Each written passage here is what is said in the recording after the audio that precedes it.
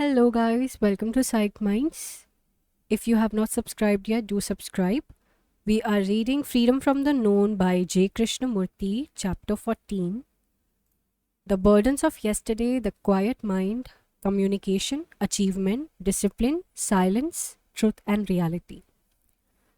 In the life we generally lead, there is very little solitude.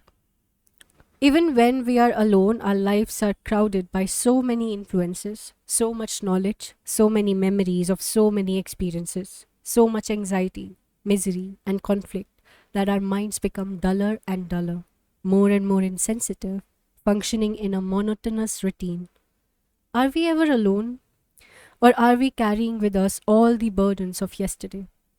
There is a rather nice story of two monks walking from one village to another, and they come upon a young girl sitting on the bank of a river crying. And one of the monk goes up to her and says, "Sister, what are you crying about?" She says, "You see that house over there across the river? I came over this morning early and had no trouble wading across, but now the river has swollen and I can't get back. There is no boat." "Oh," says the monk, "that is no problem at all." And he picks her up and carries her across the river and leaves her on the other side. And the two monks go on together. After a couple of hours, the other monk says, "Brother, we have taken a vow never to touch a woman. What have you done is a terrible sin. Didn't you have pleasure, a great sensation in touching a woman?" And the other monk replies, "I left her behind 2 hours ago. You are still carrying her, aren't you?" That is what we do. We carry our burdens all the time. We never die to them. We never leave them behind. It is only when we give complete attention to a problem and solve it immediately, never carrying it over to the next day, the next minute, that there is solitude. Then, even if we live in a crowded house or are in a bus, we have solitude. And that solitude indicates a fresh mind, an innocent mind.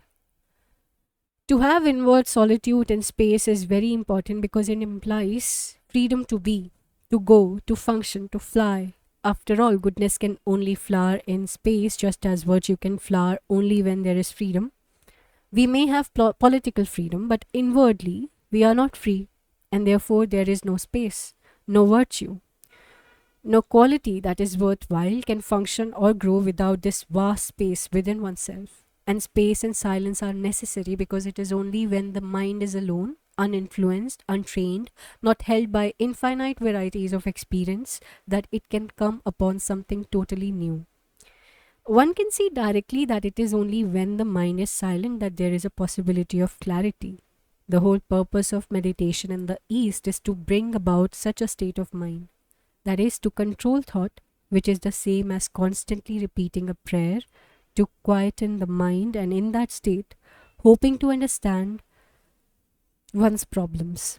But unless one lays the foundation, which is to be free from fear, free from sorrow, anxiety, and all the traps one lays for oneself, I do not see how it is possible for a mind to be actually quiet. This is one of the most difficult things to communicate.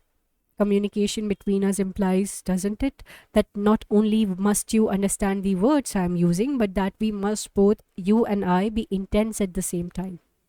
Not a moment later or a moment sooner, and capable of meeting each other on the same level.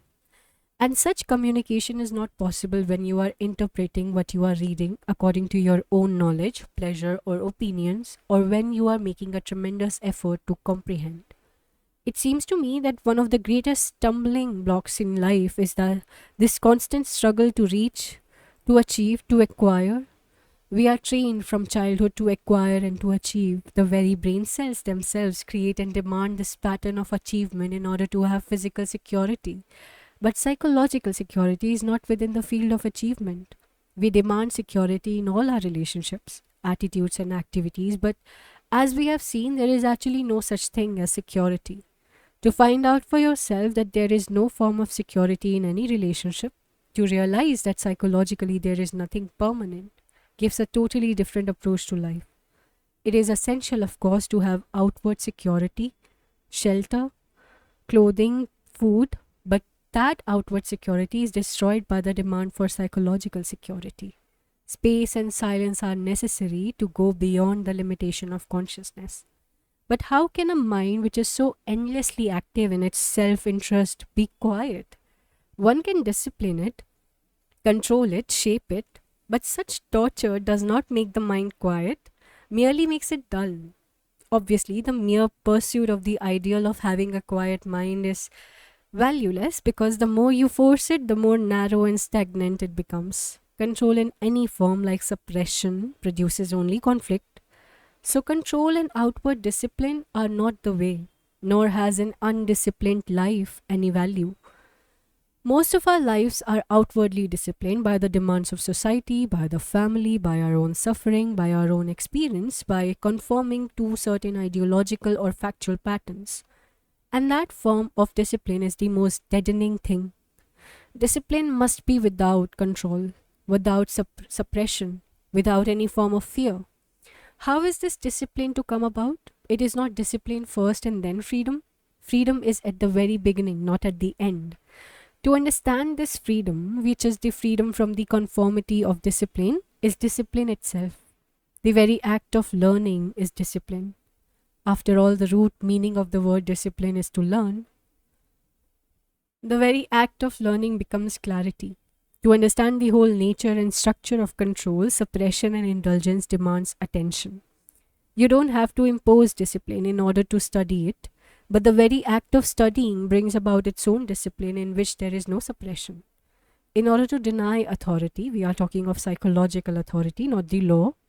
To deny the authority of all religious organizations, traditions, and experience, one has to see why one normally obeys. Actually study it. And to study it, there must be freedom from condemnation, justification, opinion, or acceptance. Now, we cannot accept authority and yet study it. That is impossible. To study the whole psychological structure of authority within ourselves, there must be freedom.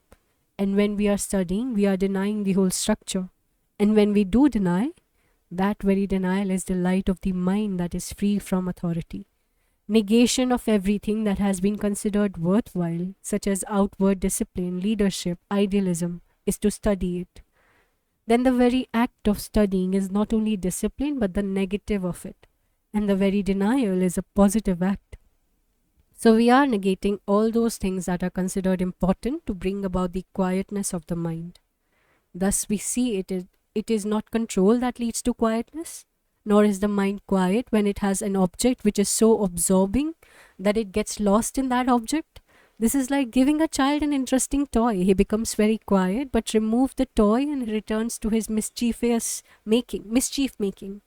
We all have our toys which absorb us, and we think we are very quiet. But if a man is dedicated to a certain form of activity, scientific, literary, or whatever it is, the toy merely absorbs him, and he is not really quiet at all. The only silence we know is the silence when noise stops, the silence when thought stops, but that is not silence. Silence is something entirely different, like beauty, like love. And this silence is not the product of a quiet mind. It is not the product of the brain cells which have understood the whole structure and say, for God's sake, be quiet. Then the brain cells themselves produce the silence, and that is not silence. Nor is the silence the outcome of attention in which the observer is the observed. Then there is no friction, but that is not silence. You are waiting for me to describe what this silence is so that you can compare it, interpret it, carry it away and bury it. It cannot be described. What can be described is the known, and the freedom from the known can come into being only when there is a dying every day to the known, to the hurts, the flatteries, to all the images you have made, to all your experiences. Dying every day so that the brain cells themselves become fresh, young, innocent. But that innocency, that freshness, that quality of tenderness and gentleness does not produce love. It is not the quality of beauty or silence. That silence, which is not the silence of the ending of noise, is only a small beginning. It is like going through a small hole to an enormous, wide, expansive ocean, to an immeasurable, timeless state. But this you cannot understand verbally unless you have understood the whole structure of consciousness and the meaning of pleasure, sorrow, and despair, and the brain cells themselves have become quiet. Then perhaps you may come upon that mystery which nobody can reveal to you and nothing can destroy. A living mind is a still mind. A living mind is a mind that has no center and therefore no space and time. Such a mind is limitless, and that is the only truth, that is the only reality. That brings us to end of chapter 14. If you have any comments, any suggestions, recommendations, anything at all, you can reach out in the comment section of the video you're viewing or in the community section of the YouTube channel. If you have not subscribed yet, do subscribe, like and share if you like. Bye bye for now. Take care. Keep reading. Bye.